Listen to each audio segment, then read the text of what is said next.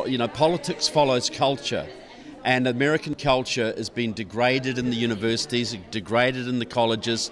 History is not being taught, so a whole generation of young people are coming out without any understanding of the amazing heritage of this country. And I think that's what needs to be addressed more than anything else. If you address the history, the education of young people, a lot of the other problems will solve themselves. So I think that's a focus that very much needs to go forward. The current democratic regime is basically now a Marxist regime. They're not the Democrats of JFK or Harry Truman. They intend to flood this country.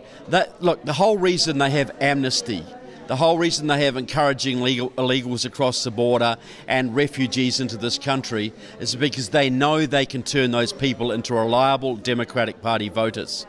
They intend to create a one-party state by swamping the Republican Party base, by signing up millions of new Democratic Party voters so that there'll never be another Conservative administration. Many who would be relying on social welfare? Many who will be dependent on the state. And it's so cynical that people are being lured into this country with the promise of a better future and being used to destroy this country and turn it into what they fled from. That's how cynical this is.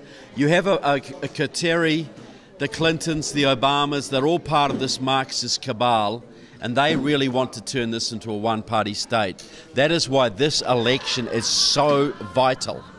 We have to turn off that illegal immigration tap. We have to get the federal government out of people's lives. We have to get business going again. We have to end the Department of Education and the indoctrination of young people. And that's going to take somebody with the will, political will, to throw political correctness out the window, throw the liberal paradigm out the window, and actually restore America to what it should be, because the whole free world depends on this country. You know, anybody who thinks the free world can survive without a free America is just delusional. You know, why should American voters care about foreign affairs or foreign policy? Well, because, you know, there was a time where America could stand alone pretty much. You know, all you had to worry about was Spanish junks coming across, the Spanish Armada coming across the Pacific or across the Atlantic, or you know, Chinese junks coming across the Pacific, you know. But in the age of intercontinental ballistic missiles, in the age of weaponized anthrax and global terrorism and infiltration, America does need allies. You know, Harvey started the American Freedom Alliance. He came from Australia, part of the Western Alliance. He was committed to Israel, another part of the Western Alliance. He saw very, very clearly that America cannot stand alone. Europe cannot stand alone. Australia cannot stand alone. Canada cannot stand alone. We can only stand against the Islamic problem, the Russian expansionism, Chinese expansionism. We can only stand against that if we stand united. And so foreign policy is vitally important for the self-interest of Americans. It doesn't mean that Americans should foot the bill for everything. It doesn't mean Americans should be the policeman of the world. But it does mean that America should stand by its allies, and America's allies should stand by America. I think that's vital. That is what's kept the peace in the world for the last 60 years. And as that is disintegrating right now, you see our peace being lost.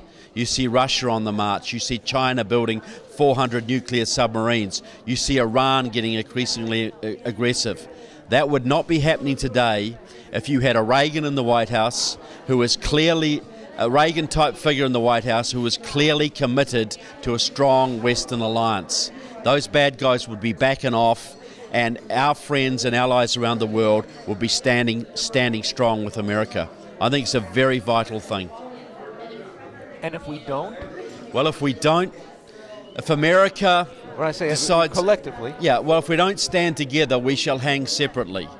If we do not stand, if the Western Alliance does not stand, Iran will dominate the Middle East, Russia will dominate Europe, China will dominate the Pacific, including Australia and New Zealand. They're already in Tonga, they're already in Fiji. China's already got control of most of Africa. The Marxists control much of Latin America. That leaves a very small spark of freedom left. So if we do not stand together, we will be picked off one by one, and the bad guys of the planet will dominate. And I do not want to live in a world dominated by Moscow or China or Iran. I want to live in a world which is led by a free, prosperous and constitutional America. That's what I want for my kids. And I think that's a very noble thing. If America can recover its constitution, if America can restore freedom in this country, that will spark liberty revolutions all over this planet. But if America goes down, we're all done. If America recovers and prospers, that's a very bright future for everybody who loves liberty. So much depends on this next election and what goes forward from that. The Democrats, you know, they're not the party of Harry Truman or JFK anymore. They have been taken over by Marxist and anti-American elements. No, if the Democrats get in again, they will trash what's left of your Constitution. They will gut your military even further. They will empower your enemies, and they will disrespect your allies. And basically the peace that has kept this world stable for the last 60 years will disintegrate into chaos, and the bad guys of the world, the thugs, the bullies, will be the leaders of the future. Could you envision a world war emanating from the Middle East or the Far East? Yeah, look, very, very easily, you know. The world is a tinderbox right now because the bad guys are on the march, because they see as America as weak, they see the West as divided. We are so close to that tipping point, it is absolutely horrifying. So we have to make sure we win this election, and we have to start rebuilding that Western alliance, rebuilding the American military, and getting the American economy going again by gutting the federal government, getting businesses working again, building. You know, you imagine a new president who gets rid of the IRS, who gets rid of the EPA, who gets rid of the Department of Education, and all these terrible things that are holding you back. You imagine the trillions of dollars that would flow back into America. You imagine the foreign investment that would come in here. You imagine the businesses that would get going. You know, it took Reagan a couple of years to turn around Carter's mess. I want the next president to turn around 8 years of Obama's mess by basically getting the federal government out of our lives, reducing the power of government, returning power back to the peoples. Because Americans have got the know-how, they've got the entrepreneurial spirit, they've got that love of liberty to be leaders again. And that's what they want, that's what we need, and that's what the whole world needs. You know, that's what we must have. Does Australasia look towards America in a particular collective view? Well, you know, smart people in Australia and New Zealand, we understand. Look, we were saved in World War II from invasion by the Japanese because of the sacrifice of your fathers and uncles and grandfathers at the Guadalcanal and Coral Sea and Midway. The Japanese had the invasion currency printed up. They were ready to invade us, but they got stopped. So that gave us an understanding that America was our friend, and that they could keep us safe, and we would be their buddies, and we would, you know, work with them in that region. So that's still a very strong thing in my country and in Australia. We understand that we cannot survive. Australia knows that without America patrolling the South Pacific, they're under huge threat from China, huge threat from Indonesia. They can't defend their northern border. They have no chance. They've got 26 million people in a country half the size of the United States. How are they going to defend that northern border if America is no longer strong in the region? You know, the Australian Minister of Defence was up in China a couple of years ago, and a top Chinese general said to him, Australia needs a godfather. Will it be an American godfather or a Chinese godfather? If you are smart, you will choose China, because we are the growing power in the region.